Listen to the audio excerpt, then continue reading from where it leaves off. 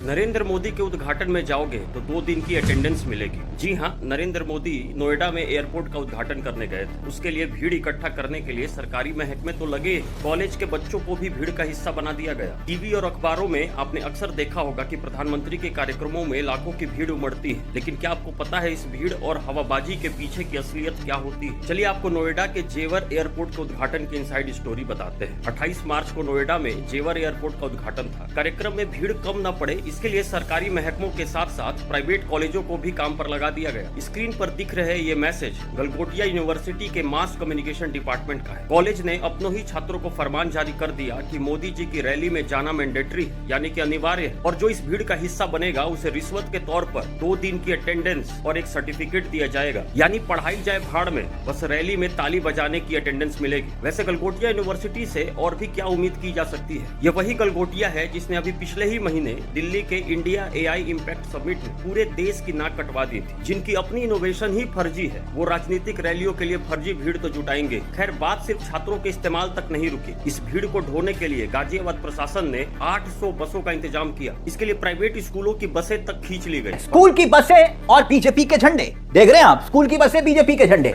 और ये सब तमाशा तब हो रहा है जब देश में फ्यूल क्राइसिस चल रहा है। आम आदमी अपनी गाड़ी में डीजल और पेट्रोल डलवाने के लिए पेट्रोल पंपों पर लंबी लंबी लाइनों में घंटे धक्के खा रहे हैं। एक तरफ जनता देश की एक एक बूंद के लिए परेशान है और दूसरी तरफ साहब की रैली की शोभा बढ़ाने के लिए 800 बसें सरकारी आदेश पर तेल फूक रही है। शिक्षा के नाम पर चीन का रोबोट दिखाकर धोखा, देश के युवाओं के भविष्य से खिलवाड़ और आम जनता की परेशानी को दरकिनार कर सिर्फ अपनी PR चमकाने की ये जिद। क्या सच में देश इसी रास्ते पर विश्वगुरु बनेगा?